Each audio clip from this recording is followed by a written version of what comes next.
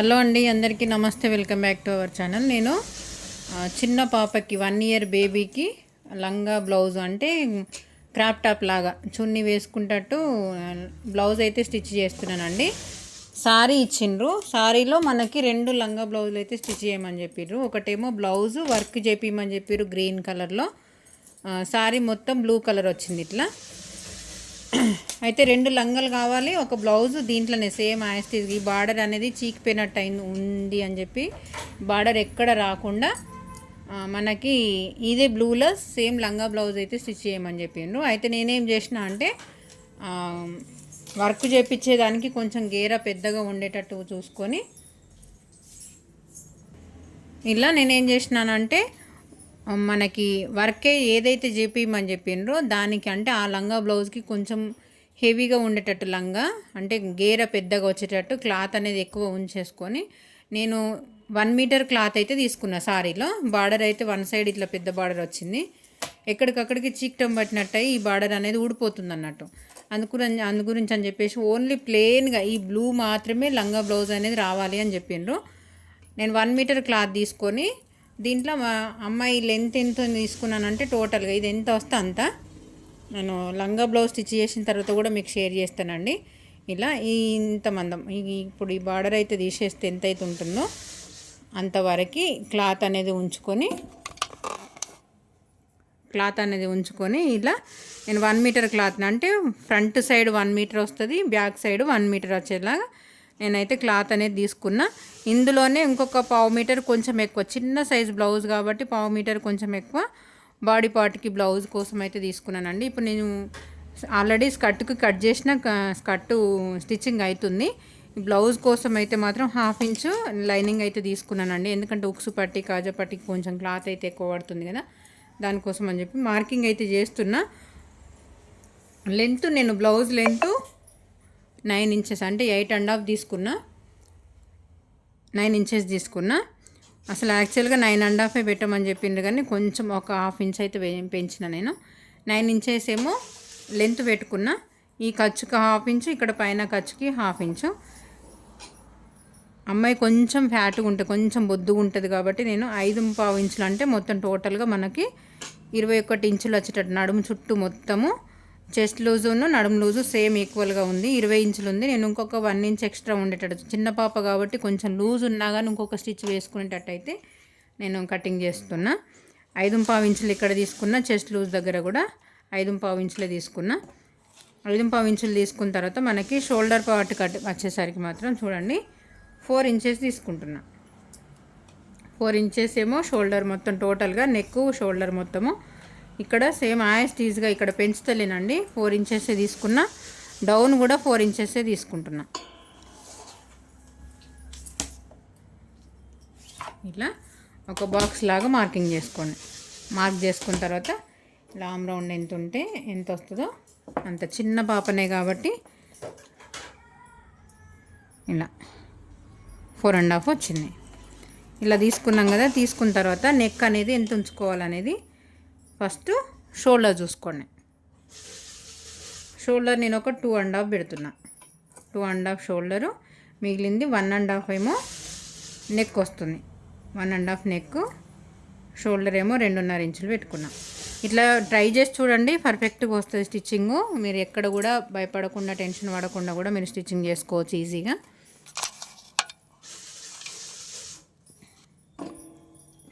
ఇలా neck down అనేది 3 inches తీసుకుంటున్నాను. 3 ఇంచెస్ దగ్గర మార్క్ చేసుకోండి. 1.5 ఇంచ్ దగ్గర నుంచి ఇటు కిందికి యాస్టీజ్గా బాక్స్ లాగానైతే గీసుకోండి. కొంచెం నేను ఇక్కడ చిన్నగా స్టార్ నెక్ లాగా పెట్టాలనుకుంటున్నా కాబట్టి ఒక 1 ఇంచ్ పైకి, ఇలా 1 ఇంచ్ పైకి ఒక మార్క్ చేసుకోండి. ఒక 1/2 ఇంచ్ వరకు బయటకి ఇలా మార్క్ చేసుకొని ఒక స్టిచ్ మార్క్ చేసుకోండి.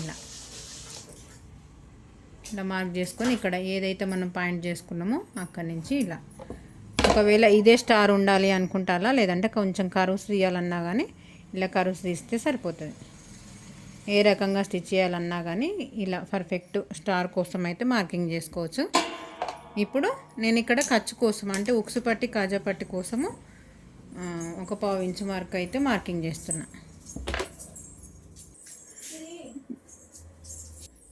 నెక్ బ్యాక్ నెక్ 1.5 ఇంచ్ తీసుకోవచ్చు, 1 ఇంచ్ తీసుకోవచ్చు, 2 ఇంచెస్ తీసుకోవచ్చు. నేను కొంచెం 1.5 అయితే తీసుకుంటున్నా.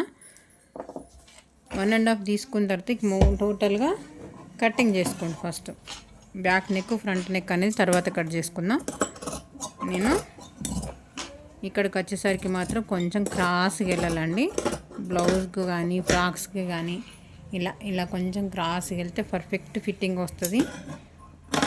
ఎక్కడెక్కడైతే మార్కింగ్ చేసినామో అదే మార్కింగ్ల మీదకని మనం కటింగ్ చేసేయాలి.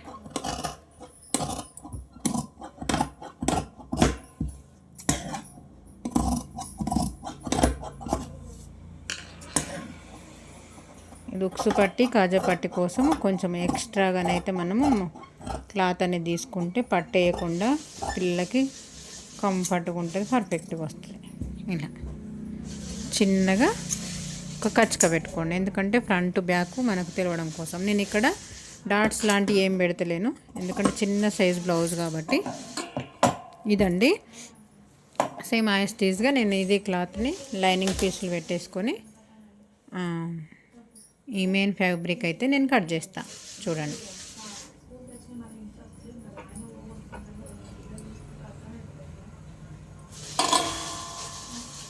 ఇలా బ్యాక్ పార్ట్ కట్ చేస్తున్నా. ఫస్ట్ ఇలా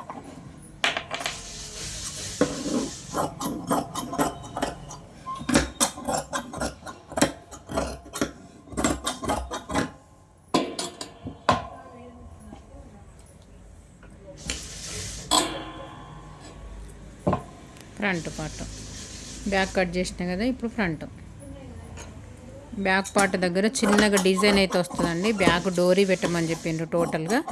అది కూడా కటింగ్ని ఎలా తీసుకోవాలనేది క్లియర్గా చూపిస్తా. మనం మెయిన్గానైతే ఈ ఒరిజినల్ క్లాత్ అనేది కట్ చేసి పక్కకి పెట్టుకున్నామంటే కొంచెం ఈజీగా అయిపోతుంది అన్నట్టు. ఇప్పుడు ఫ్రంట్ నెక్ కట్ చేస్తున్నా. కట్ చేసి దీన్ని పక్కకు పెట్టేస్తే పని వస్తుంది. ఇలా నార్మల్ స్టార్ అయితే తీస్తున్నా నేను.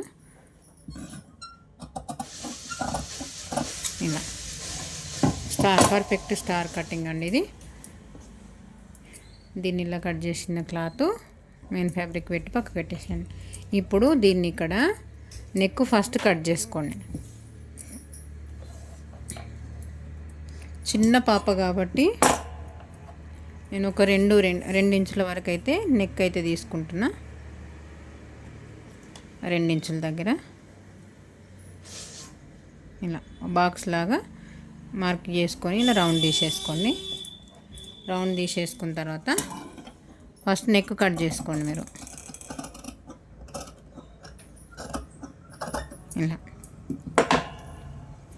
ఇలా కట్ చేసుకున్న తర్వాత మళ్ళీ ఇంకొక 1 ఇంచ్ ఎక్స్ట్రాగా మార్క్ చేసుకోండి. 1 ఇంచ్ ఎక్స్ట్రాగా మార్క్ చేసేసుకొని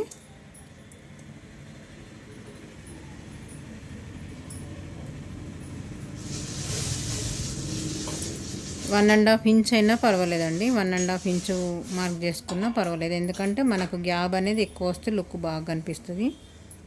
నేను 1.5 తీసుకుంటున్నా. 1.5 ఇంచ్ దగ్గర మార్క్ చేసుకొని నేను స్ట్రైట్ లైన్ గీసుకోండి ఒకసారి.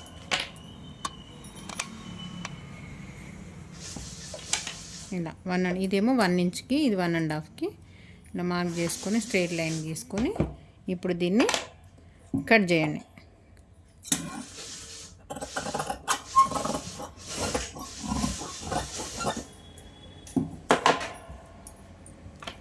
తను డోరీస్ పెట్టమని చెప్పింది కాబట్టి ఇక్కడ నుంచి స్టార్టింగ్ దగ్గర నుంచి 1 ఇంచ్కి కొంచెం గ్యాప్లో ఇలా ఒక పెద్ద డోరీ మంచిగా పెద్దగా స్టిచ్ చేసుకొని ఇలా డోర్ మధ్యలో అటాచ్ చేస్తే ఎట్లా అనేది కూడా మీకు క్లియర్గా చెప్తానండి.